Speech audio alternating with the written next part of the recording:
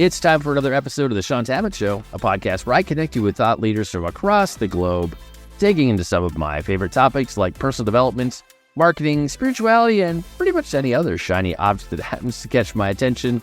Today, my special guest is Brian Zahnd, and we're going to be discussing his book, Water to Wine, Some of My Story. Brian, this one's been a long time coming. Rod's been telling me I need to read your books for many years, so I'm glad we finally made it to this space. Welcome to the show. Yeah, thank you. Happy to be here. Well, I think you're going to be very new to a lot of my audience, so let's kick this off by having you share a bit of the Brian Zahnd origin story for somebody. This is their very first time meeting you. Give us a couple of highlights. What are some things we need to know about you? Yeah, well, I'm a product of the Jesus movement, the 1970s. I'm an old Jesus freak is really what I am. And I had a dramatic encounter with Christ. As a teenager, where just like overnight, I was transformed from the high school Zeppelin freak to the high school Jesus freak. And by the time I was 17, I was leading a ministry. It was a coffee house ministry. That was the epicenter of the Jesus movement in those days. It was mostly a music venue. But by the time I was 22, it just kind of turned into a church. I mean, that's oversimplifying it, but it's somewhat true. And now that's been 42 years. So I have been the pastor of one church for 42 years, Word of Life Church in St. Joseph, Missouri. Technically. Now, if you count the first 5 years that I was leading it before it was actually a church, but it kind of was, I can say something like I've been doing the work of a pastor longer than I've been an adult. Which I laugh every time I say it. I mean, I'm not recommending this. I'm not endorsing this. This is origin story. This is how it came about. And so I continue to lead the congregation, the church, the community that I've led for over 4 decades. But in the last 15 years, I've been writing a lot. I've published 12 books in 15 years. And so I sort of function as a pastor, theologian, writer, speaker, that sort of thing. So that doesn't do justice to 42 years, but that'll give you an idea of where I'm coming from. Yes, we got the 500,000 foot flyover, I think, with that answer. But that's what we're looking for. I noticed at like the tagline at the top of your website, it says full-time pastor, author, would-be mountaineer. Tell us about the would-be mountaineer part of your life. I love the mountains, and now I think I would say I would be young again, and I've been a mountaineer. I've climbed a lot of mountains, and I love the mountains. I'm 65, for those of you that are wondering. And it's, once you start getting into your 60s, you can't do the stuff you used to do. I have my youngest son, Philip, let me get Philip's age. Philip is 32, and Philip is he's a serious, accomplished, elite mountaineer. I mean, big wall climbing, 1,000-foot vertical walls, all that. So that kind of climbing is not in my future, at least in this life. But I love the mountains, and I'm at home in the mountains, and that's where we vacationed for over 30 years. I would say 2 to 4 times a year. I'm in Rocky Mountain National Park and have done that for over 30 years, and so. Yeah, I love the mountains. Brian, you had mentioned just a few moments ago, you got saved during the Jesus movement. In terms of like faith of your family, like what you saw growing up, anything, that would define that? Or did you not know of God at all? Like what that looked like for you? No, I was a very lucky kid. I grew up in a wonderful family. My father was a judge. My mom, a school teacher, and it was a very loving family. And we were Baptists. I say we. I mean, I grew up going to a Baptist church in a small town in Missouri. I am kind of ambivalent about it. I didn't thrill in it, but I didn't hate it either. It was just, it was more or less like going to school. Probably rather not, but it's what we do, so okay. But when I had this dramatic, really unanticipated actual encounter with Jesus Christ at 16, that changed everything. And so I do really think, even though I know my Baptist roots are probably more influential than I give them credit for, I really think of myself as a product of the Jesus movement of the 1970s that then just sort of naturally led into the charismatic movement. They were related. And my experience in the charismatic movement, I would describe as good until it wasn't. And then, of course, now we're into talking about the book Water to Wine. But so I would just say Jesus movement, charismatic movement, that's really my spiritual roots. If there are roots to be found there, that's part of the problem. There's not a lot of deep rootedness there. Well, I feel like some of those, or some of that rootedness from our childhood, the faith that we saw with our parents, going to church every Sunday kind of thing, yeah. Some of that impact, I feel like it's way more obvious later in life as we're more grown up. Yeah. We're raising our kids, we're all the things. I feel like it's in hindsight we see those roots may have been deeper than we realized in a lot of those earlier years. I think you're exactly right. In terms of, and again, this is as an author, a publishing guy, I'm always curious, story behind the book, how did Water to Wine get started as a project? Like it's a vulnerable book. It's an honest book. What got you started down that path besides, a book contract at one time? That's a good question, because now I can tell it. I can't even remember when it was published. I got a stack of books here. Do you know when because I do want to look. 2016. It feels like it was longer ago than that. But you know how it is. I probably wrote it more like 2014. So I probably wrote it 10 years ago. So the origin story is this. When in midlife, I began to embrace a deeper, richer, more historic theology. This changed me, and it changed how I would preach and teach and lead the church. This is the story I tell in Water to Wine. So I'm going to all that at this moment, but I was actually enduring at that time a lot of criticism, a lot of rejection, a lot of misunderstanding, misrepresentation. And I really wrote this book, I don't say it in the book, but I really wrote it as my defense. I wanted to write a book for those that I felt unfairly and harshly critical of what I was doing. I wanted to write a defense, and that's what this book is. I never say that in the book. And the one thing I can say about the book now, looking back, because I probably wrote it 10 years ago, you mentioned that it's vulnerable, and I talk about pain. It was worse than I tell, because I was still feeling it at the time. And so I actually tended to downplay how hard and how difficult, how really, in one sense, deeply traumatic it was to be, because for those that don't understand, because we're jumping in the middle here, I mean, we ended up losing like 1,000 people from our church, over these changes that I was making, because out of just a deep conviction that I needed something that was less consumerist, less American, less compromised. And so I was following my conscience, and yet being, terribly criticized for it. I also want to add this, that those days, sincerely, those days are gone. The pain, I'm not just putting a brave face on it. I'm telling you, we're in a good place. I'm happy. I've come through that season, but it took 10 years.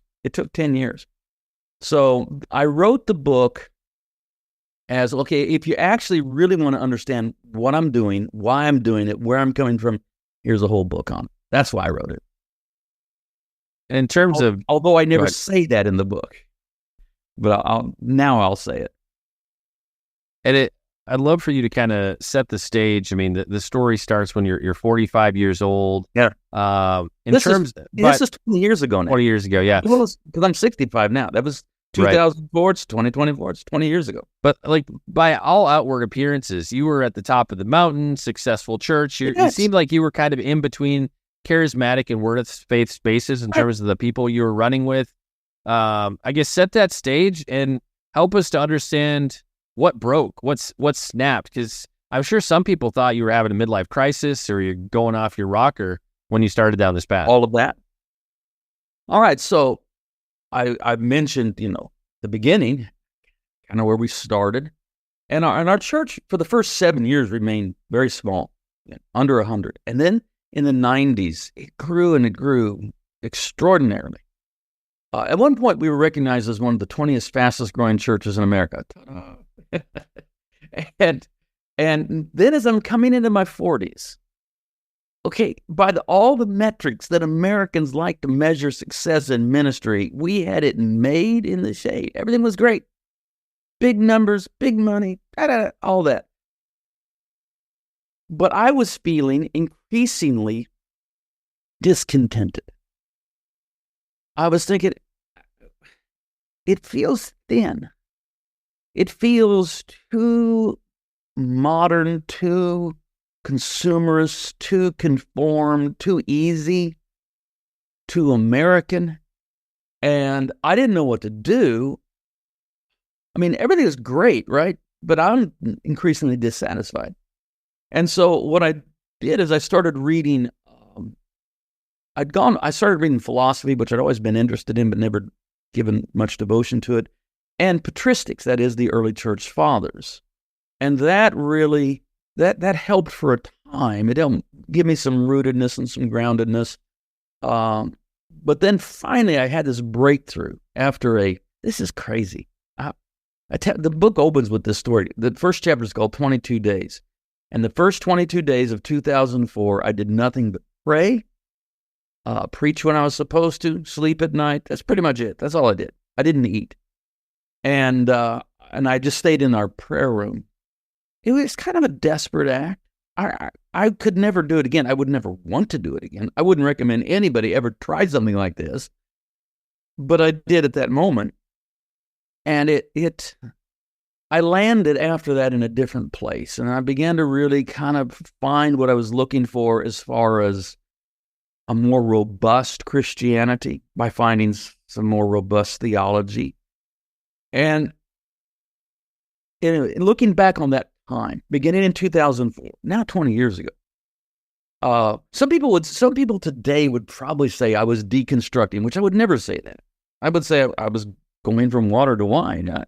Right. I found it all thrilling. I was never more excited to be a Christian than at that moment. I just felt like this is what I've been really looking for all my life. I mean, I encountered Jesus as a teenager, but somewhere it seemed like the depth I'd never really truly found. And now I'm finding it in midlife. So I'm thrilled. I'm happy, except I'm also very unhappy because I'm really being misrepresented and people are angry at me and they're saying, Brian's turned liberal. I'm just, the worst one was people would say I was backsliding. And that one stung because I thought, I feel like I'm front sliding. I feel like I'm making more spiritual progress than I've ever made in my life in a sincere way, truly seeking Jesus and I believe encountering him. And yet it was, cruelly misrepresented. And that brought a lot of pain. I can't remember what the question was, Shaun. That's okay. It's a conversation. Well, in the book you talk about how people accuse you of even being emergent. And I think you said you weren't even sure. I did not know what that word was at the time. What that term meant at the time. One of the interesting things I noted from the book is you talk about that you were hoping to become yourself again or find yourself again. Like what did that look like? Like it seemed like on the one hand you were longing something you touched in the past, but also you were moving in a forward direction. What was that intersection? You're remembering this book better than I am. This is good. Yeah, because again, my true spiritual roots was the Jesus movement. And I look back fondly upon that time. I know there's nostalgia involved, I'm sure. It was also when I was young and all of that business, but there was a radical aspect to it. And we were ready to do anything for Jesus and give up everything to follow our Lord. But then as time went on and we had success and we grew, it felt like this seems pretty easy. Did I start up as this radical Jesus freak only to end up as a Republican with a Jesus fish on his SUV? I mean, I don't know, there's not much revolutionary about that. And so that was where a certain amount of discontent was coming in. But also, I had always been, I don't know how to say it. I don't know how else to say it, Shaun. I'd been kind of rock and roll. I mean, in one sense, literally, but also just a little bit, nonconformist, just, rock and roll. I don't know how else to say it. And I do have on a Ramones t-shirt right now. So that's a little bit of who I am, a little bit punk rock. And now I just thought I'm all just got up in suits and hanging out with pastors that want to talk about, their churches in terms of growth and money and budgets. And this is not who I am. This is not who I am. And I remember I was walking through, I believe it was the Detroit airport, and I was reading some Kierkegaard at that time, Søren Kierkegaard, the 19th century Danish philosopher, religious thinker who was very influential on me at this time. And I remembered a quote that he said, because authenticity was the big thing with Kierkegaard. And it's a prayer. It's a line from Kierkegaard, and he says, "Now with the help of God, I shall become myself." And I was on one of those, those moving walkways, walking through the airport, and I just resolved. I just thought, yes. And I said it out loud. I was with nobody. Of course, you're in an airport, so you're with lots of people, but I wasn't traveling with anyone. I just said out loud, "Now with the help of God, I shall become myself." People around me, I have no idea what they thought, that I was mad or something, I would say I was going sane. And that is, Shaun, that's an aspect of salvation. You see, in watered down, paper thin evangelicalism, salvation is really about afterlife placement. It's kind of heaven and hell minimalism, I describe it as. Rather than what's really to be saved is you. You. Don't lose your soul. Don't lose who you are. Jesus wants you to be saved as you are intended to be. And so, yes, I was born again when I was 16 as a teenager, and it was dramatic. But it was equally dramatic 20 years later. Was it 20 years? Yeah, 20 years later when I was born again. And it was that dramatic. And I know it confounded my friends when, as a teenager, I turned into this Jesus freak. And it confounded my pastoral comrades when all of a sudden I turned into this Kierkegaard quoting, church father reading, would-be pastoral theologian. And then began praying from prayer books and things like that. That was as confounding to them as it was my first conversion. So, and a little bit more, just a little bit more. My conversion as a teenager was a rescue in the nick of time. I'm speaking fondly about being a little bit rock and roll, but there's a dark side to it, And I was heading down that road full blast. And I was headed for trouble. I mean, I know, I can just see, oh boy. And so I was rescued, by this encounter with Jesus. Well, 20 years later, 30 years later, yeah, it's hard. I'm so old, I can't even do the math here, Shaun. In midlife, I was also in a dangerous place, not the same kind of danger. It was a different it was more of a danger of being lulled to sleep, of just floating with the current, just no further spiritual development, just maintaining, just coasting. And that's a danger. And so when I talk about two conversions, I really mean it, and I think they were both equally dramatic. I feel like I'm rambling here, Shaun. No, it's good rambling, though. It's good. I love rambling. You let things come out that might be surprising. I want to pull a little bit more on that thread of kind of people accusing you of becoming emergent or being more liberal. I'd love to hear, in terms of the questions you were asking, passions God was planting in your heart, or maybe even in some sense, there are things that you've ignored that you couldn't ignore anymore. How how are things shifting on the inside for you? Clearly, there were external things that people were like, "Wow, Brian, you're going down this weird road." Yeah. But what were the things you could no longer kind of not see or respond to? Several things. First of all, I do want to say something a little bit more about when people began to say that I was emergent. I was not playing dumb. I literally said, "I'm what?" And then they would rattle off some of the names of what was then actually a thing, kind of the emerging church, and they would mention the names of these people. I thought, I've never heard of them. I've never read one book by them. I don't know who you're talking about. And eventually I became aware of these people, but that was almost in retrospect. So my point is that whatever it is these people were alarmed about was not the source of what was happening. It really did come from me just praying and seeking. And so in the book, I talk, there's one chapter called The 5 Words. And I won't tell the whole story about how it came about, but I finally, I think with some help from the Holy Spirit, was able to say that the changes I'm making can be summed up in about 5 words: cross, mystery, eclectic, community, revolution. But these were 5 corrections or 5 responses, maybe 5 antidotes for some maladies I felt were affecting the American church that I was a part of. Cross as opposed to consumerism.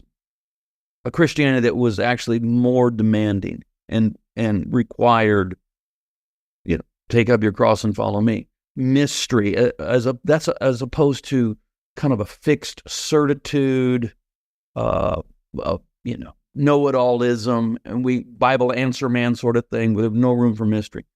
Eclectic, this is as opposed to kind of a tribalistic, narrow factionalism, and I began to become very ecumenical, and that has only continued. I just received my second invitation to be the retreat director for a monastery of Benedictine nuns. If that gives you any idea of how, ecumenical I am. I love the whole body of Christ, and I'm at home with it.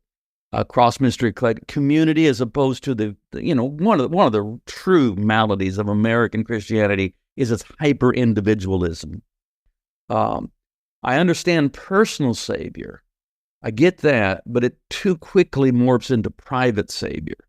Me and Jesus. No, salvation is probably best understood as a kind of belonging. We belong to this new community that's following Jesus. And finally, revolution. That is the word that Christianity would actually be truly revolutionary because Jesus has his own kingdom that cannot be easily aligned with the political factions of our world. And so I would say that I was pulling away from a politicized Christianity where essentially what was happening was certain evangelicals were just content to be the religious wing of the Republican Party. And I said, well, I'm not going to do that because the kingdom of Christ is way more radical than that, more revolutionary than that. And by the way, that's the one that caused me the most trouble. I think the other 4 areas, most people were willing, I'm talking in our church at that time, were willing to come along with me. But when I pushed back on certain aspects of a conflation of the kingdom of Jesus and the American empire, that was too difficult for a whole lot of people to bear, and that's when they bailed. And the other thing, even though it doesn't really show up in those 5 words, I suppose, and maybe runs through all of them, is I just felt like I wanted to be more respectful of the entire theological history of the church. I didn't want to just read books that were written in the 20th or 21st century. I really wanted to understand the long history of the church. In fact, I'm just thinking about it right now. Tonight, I'm leading a class in our church on the history of the early church, which I just find amazing. I love it. I love the fact that it's that Christianity didn't begin with the Protestant Reformation. I mean, 3/4 of our history exists before that. And so, yeah, okay. So that's a response to that. Well, and I say this all the time in terms of the problems that we see in modern Christianity, some of the weird movements, even cults, if you will, strange things that pop up. Almost nothing is new under the sun. And if we actually knew church history and we're familiar with a lot of the early writings of the church, we would see so many of the things we fight about or the ditches we fall into.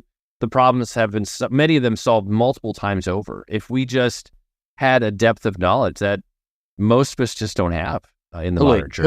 Hello, Shaun. You're exactly right. I talk about this. I mean, you haven't read this book, but the next to last book that I wrote, the second most recent book, is called When Everything's on Fire. And it's really my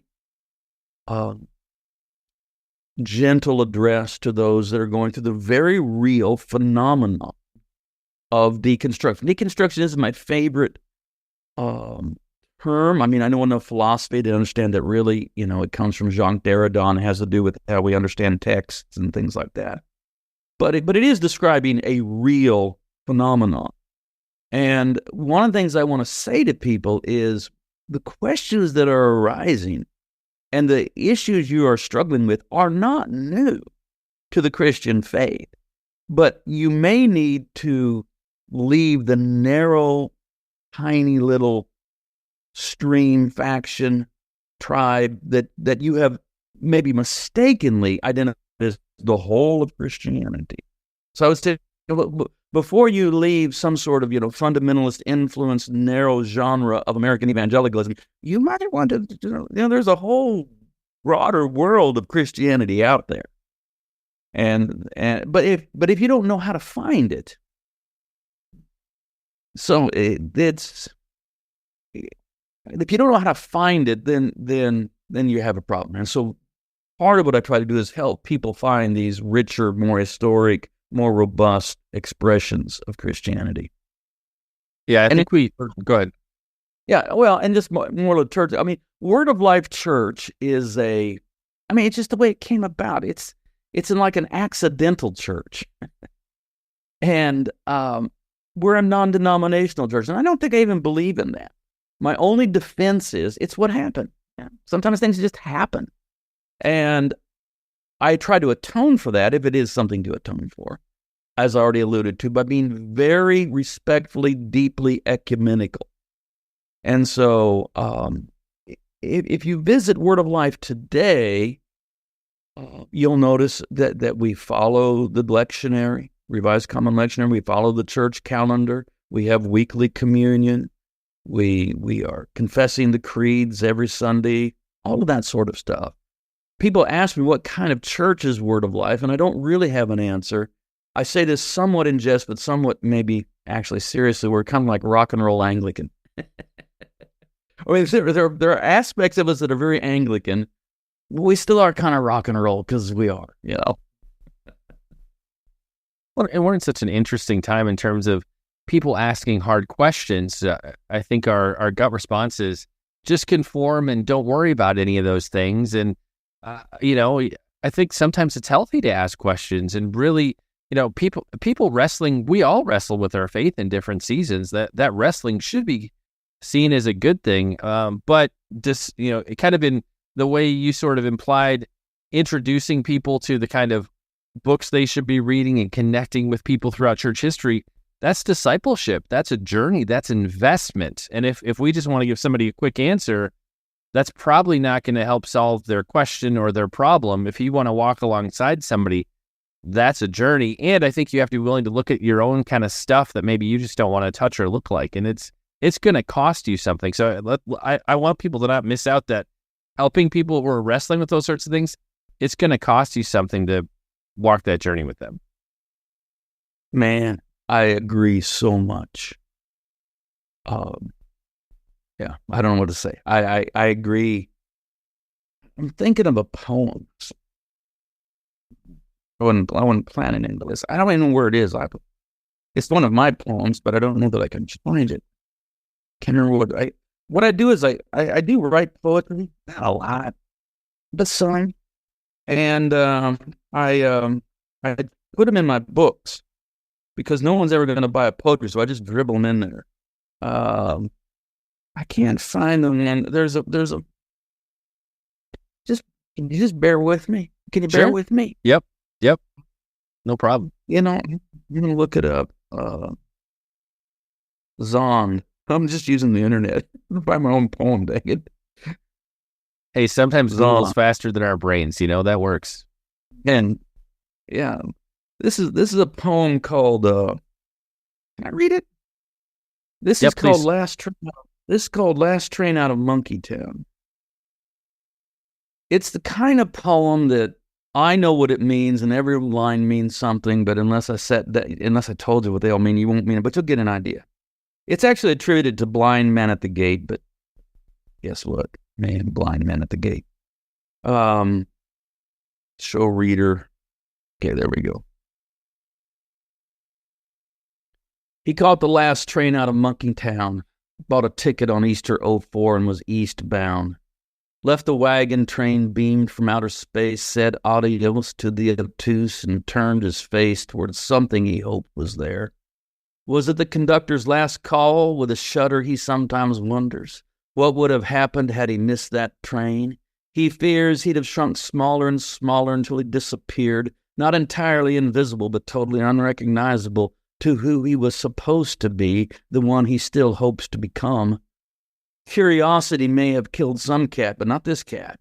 For this cat, curiosity was a saving grace, salvation from the dismal fate of the incurious, the last man who invents happiness, or so he thinks, while he sits on his couch with 700 channels and stupidly blinks. That curious cat will tell you age may steal your good looks and jump shot, but don't let it abscond with your curiosity. What's the point of living fourscore if you know it all in the first score? Don't sit there until the raven croaks nevermore. A world of wonder lies behind an untried door. Truth is not a laminated card that you carry in your pocket. Truth is a long, hard road, and you're going to have to walk it. And you might as well know it's a toll road, too. You will be required to sacrifice your certitude. But that's okay. It's only a small pittance to bid good riddance to a dead-end existence. Was it a train he caught or a road he walked? Seems the metaphors got mixed. Oh well, whether he hit the road or rode the rails, he thanks God for the grace to bid farewell to the backwaters of Monkeytown, where he journeyed through dark heat to a new dawn of becoming.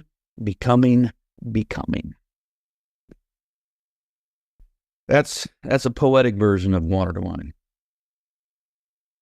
And I'm curious from a creative expression for you, poetry, like what does it allow you to express or get off your chest in a way that your normal kind of writing doesn't? Because not everybody can write in both kind of genres, if you will. Right. Well, prose is precise, but it's also limiting. And I reach for poetry when I'm verging on the ineffable. What's really difficult to say otherwise.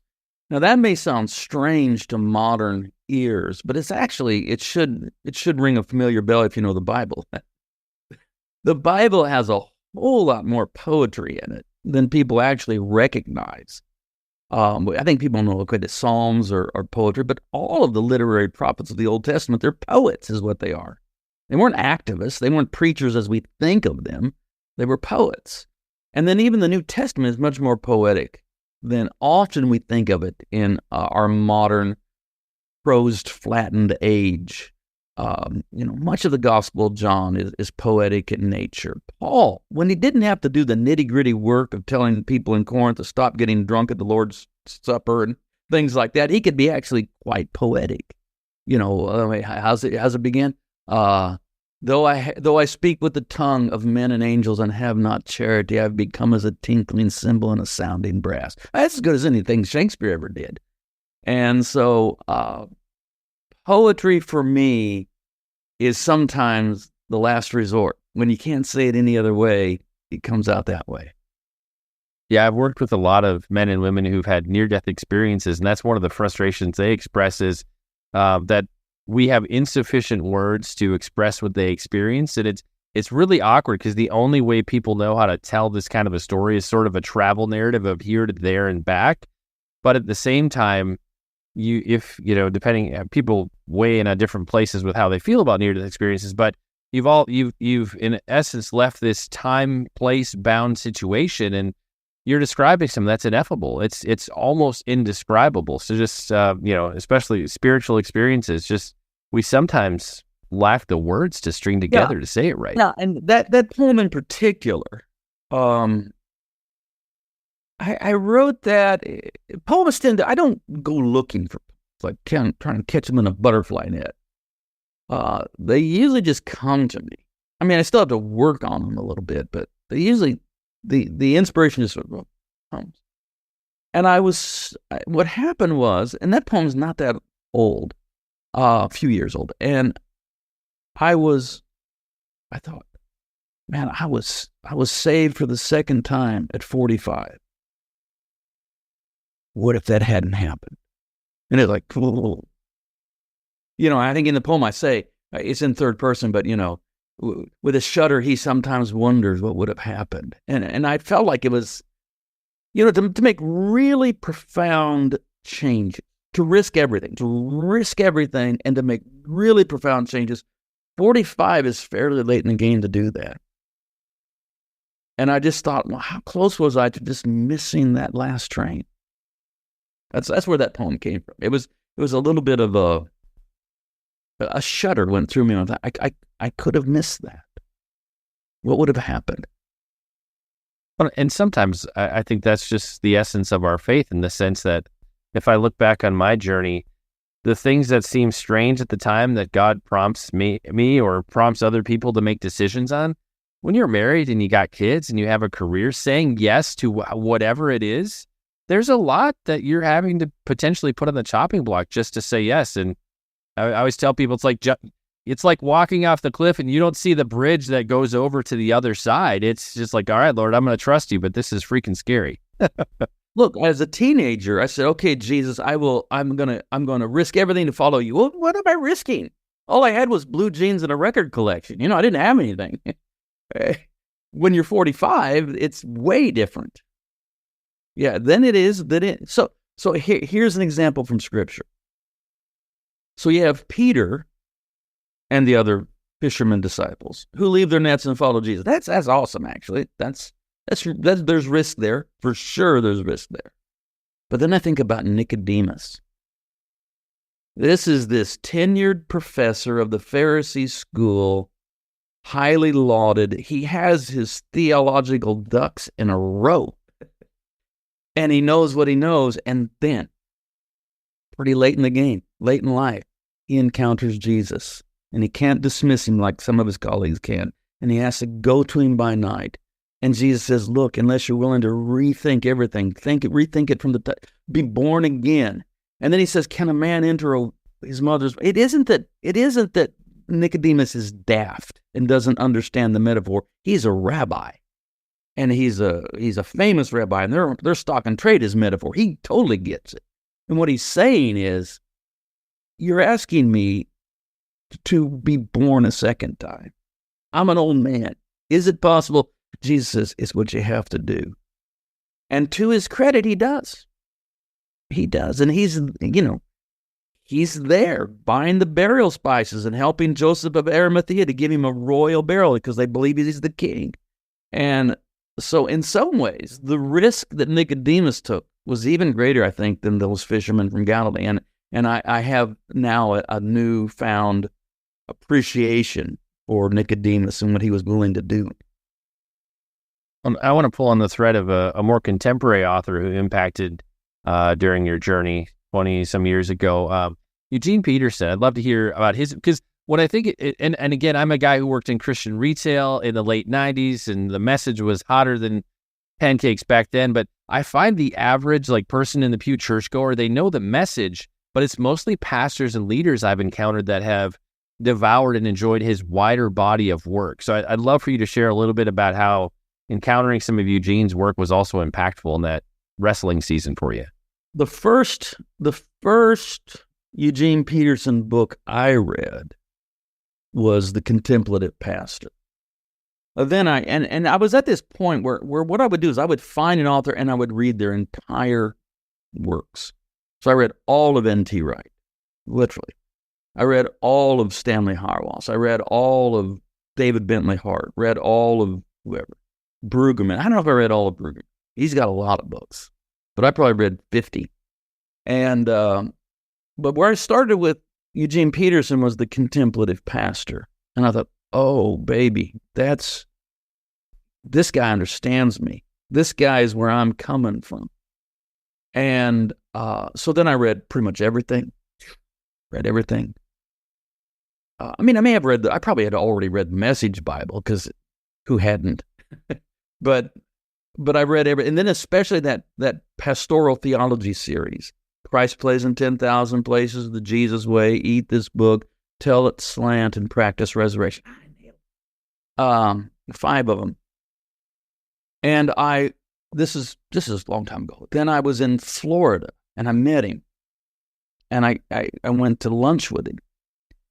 And we had a great time. And you didn't know that Eugene Peterson had a tattoo. He has a tattoo, and he told me the story. I did not know that he had a tattoo. I've never heard this before. It was like how scandalous.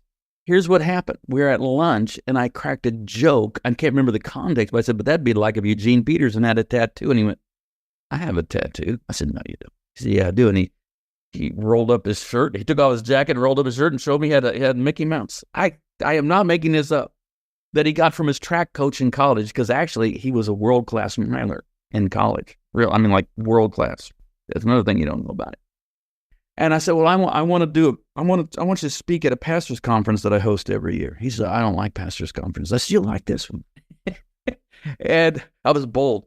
And he said, he said, you write me a letter and tell me why I should come, and don't expect a response for 6 months. This is so Eugene Peterson. So I did. I took a whole day to write that letter.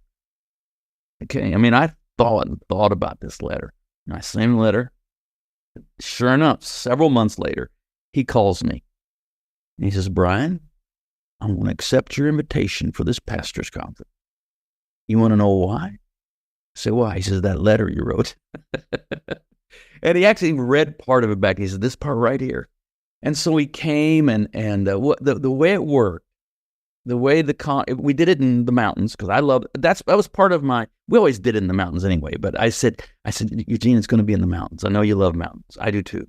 So it was in Estes Park, Colorado. It was for pastors only.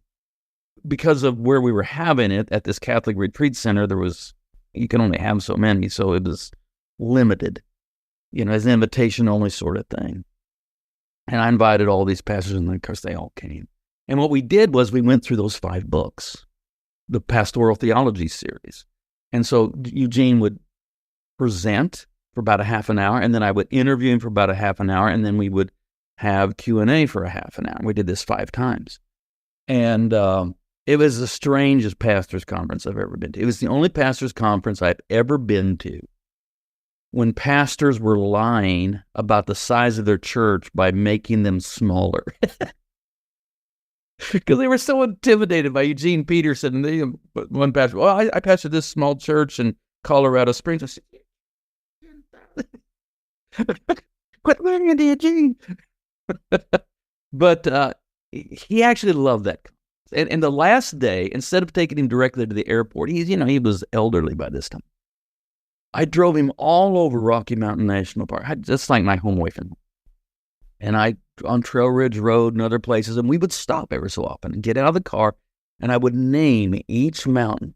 I could probably name 75 peaks in Rocky Mountain National Park, just name them, and I hiked and climbed most of them, and I would describe them to Eugene. Most people would be bored out of their mind. I knew this was not a risky move on my part. I knew he would love it. We spent hours doing that, just drive around, and I would get out and describe them. After the conference, he sent me a note. I'm bragging here a little bit, but just bear with me. He said, this was the best pastor's conference I was ever a part of, and what I loved the most is when you introduced me to your friends.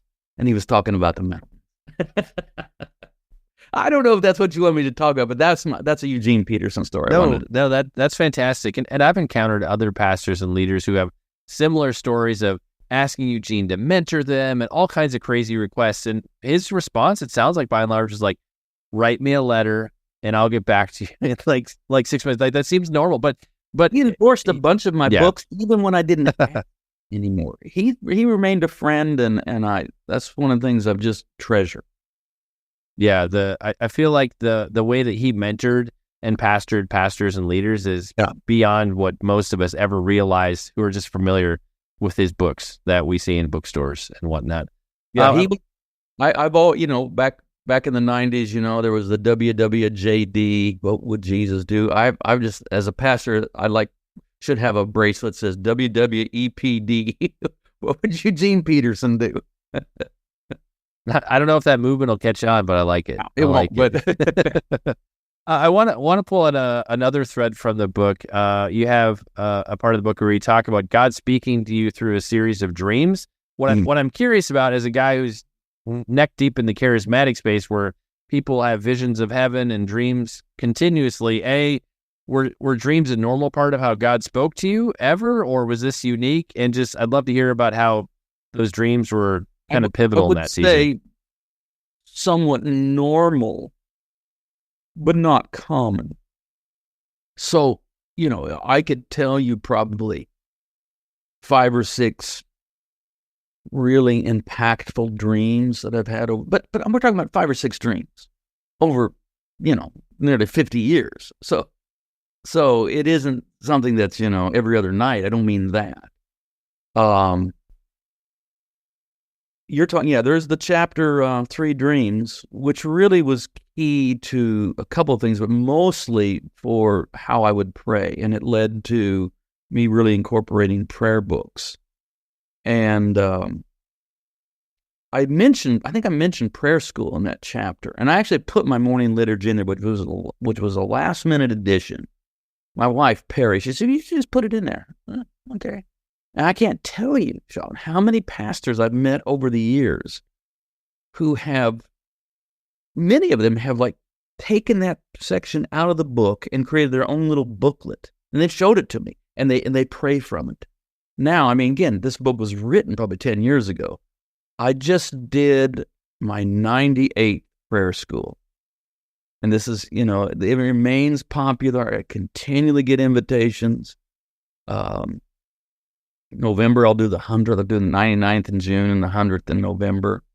But that really began by having a dream. I won't tell the whole story. It's kind of involved. But the bottom line is I encountered Abraham and in the dream, the patriarch Abraham in the back of a used bookstore in New York City, surrounded by tattered, neglected prayer books. And he instructed me to begin to pray with prayer books. That's how that started. That's how I began doing that. And so when I was then actually doing so, and my charismatic pastor friends found out, when I would tell them or whatever, that I was using prayer books, they would sort of mock that and they'd laugh at me. And I would say, Abraham appeared to me in a dream and told me to use prayer books, so just shut up. And they do it. Okay.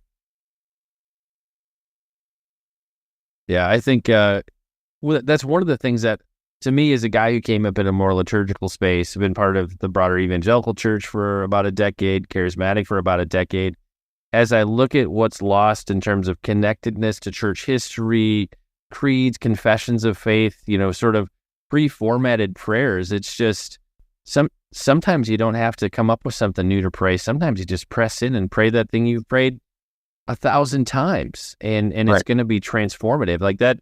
And maybe I'm just in a real introspective season, but my heart breaks for people who've never experienced any of that, or just because of ignorance have never had access to something like that. I feel like they're only catching a tiny sliver of what it's like to pray. Like, it's more, we fall into these vending machine prayers where it's like, God, here's my list. These are all the things I want and need, and as opposed to really declaring what you believe and speaking great things about God and pressing in. Those are two very different prayer lives. I think we've placed almost an intolerable burden on people.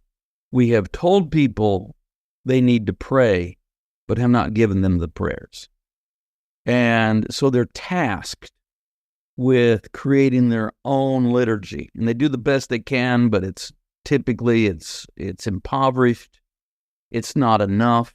It's too much connected to what is already their own spiritual maladies. And so I think the best thing, in fact, I would say, I'm certain the best thing I do as a pastor is teach people how to pray well. Last week I was in Indiana to participate in the Mendenhall lectures at DePaul University. And it was more me leaning into my academic theological side. But as I walked into where the lectures were held, a man came up to me in tears and just said, so many years ago, you came to Indianapolis and did a prayer school, and it changed my life. I don't think he cared about the academic lecture I was going to do. He just came there to thank me for teaching him how to pray. Well, as we begin to wrap up, one more thing I want to press into is kind of the theme of being ecumenical. I love that you've spent time at monasteries. I've got a bunch of nuns on my dad's side, interestingly enough. Thankfully, they weren't all priests and nuns, or I wouldn't exist. But just in the sense, not everybody gets an opportunity to rub shoulders with people who live their life in a monastery. And one of my great aunts, she's in her 90s now. She's a cloistered nun, and she has been at the monastery she's at since she was, I think, in her mid-20s. A cloistered nun always stays at the monastery. The only time they leave is like for doctor appointments. Yes, I know about the peace, the grace that's on her countenance, what I see as a woman who spent her whole life praying and pressing in on a schedule. It's like nothing I've ever encountered in any other part of the church. It's beautiful and something to really almost, I would say, aspire to. I'd love to just hear for you, as you had invitations and rubbed shoulders with people in these monasteries, how has that shifted or changed you? Because until you experience these people, you really don't know what it looks like. I would occasionally do retreats at Conception Abbey, which is a fairly large monastery, 40 minutes from our house. It has about 65 monks, and it also has a lot of pre-seminary students. But there's also 2 miles away, there's the Benedictine Sisters of Perpetual Adoration. And this is going back probably 10, 15 years. One of the sisters there, Sister Mary Paula Thompson, she's with the Lord now. A nephew had sent her one of my books, and they read it in chapter, meaning it was read out loud during meal times and things like that. And then they realized, this guy just lives 40 minutes from us. And they invited me to come speak. This was my first introduction to these sisters. And I don't, Shaun, I don't get nervous to speak. I've been doing this for over 40 years as my life. I was a little bit intimidated to, speak to a whole room full of nuns. Dear Lord. And, but I did all right. And they started inviting me regularly. And they have seriously, they've read all of my books now. And they're like my most attentive readers. They celebrated their 150th anniversary earlier this year. My wife and I were 2 of the 3 Protestants that were invited actually to sit in the choir with them during the ceremony. Another one of our sisters just passed away last week, and Perry and I were at the wake and invited to speak. And I've been invited now for the second time to. I'll just tell you. So Sister Kathleen called me. It's like a year ago or so, and she's always real respectful. She says, "Pastor Brian, the sisters have asked me." She's the prioress. Have asked me to see if you would be willing to be our retreat director. Now, when nuns go on retreat, they don't go anywhere. They're cloistered nuns. They don't go anywhere. I mean, they're already living in a freaking monastery. They don't go anywhere, but they do alter their schedule, and they give more time to contemplation and silence and prayer. And so, the moment she asked me, I knew I would do it. I wouldn't say no, because I have a real friendship with these dear sisters.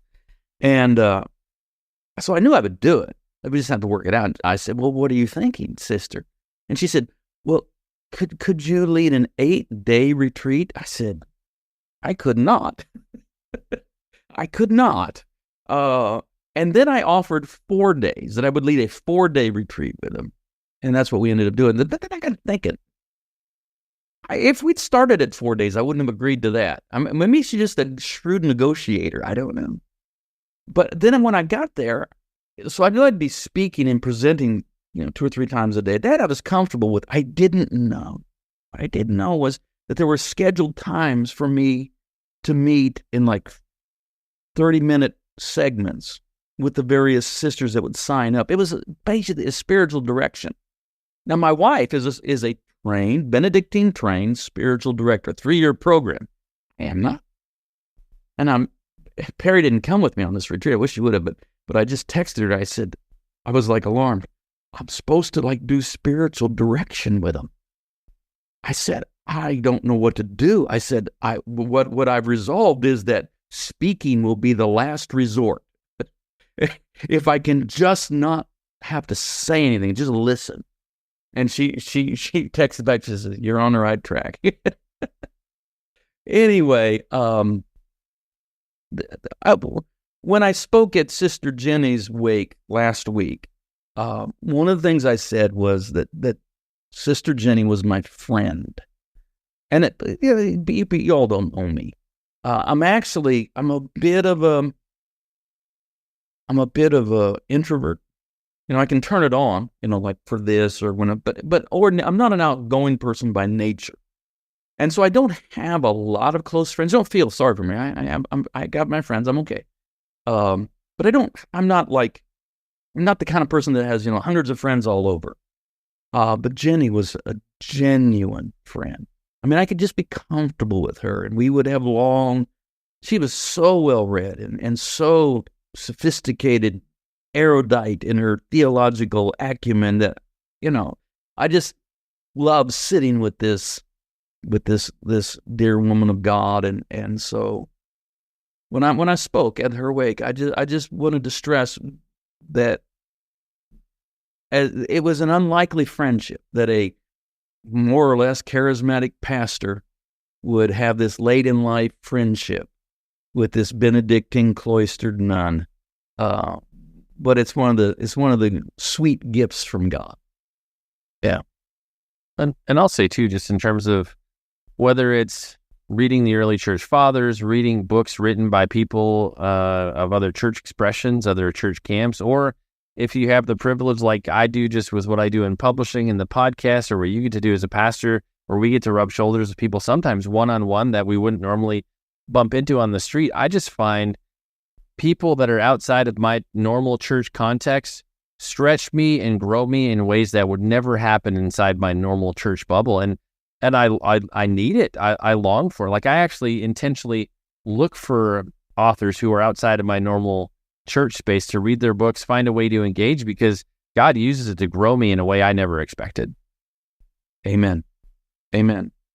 Yeah, sincerely, I love the entire body of Christ, which I basically describe as Eastern Orthodox, Roman Catholic, Anglican Communion, Protestant in its thousands of iterations, Anabaptist, which is unique, Evangelical and Pentecostal Charismatic. That's kind of the spectrum. And I think all of them are custodians of various treasures.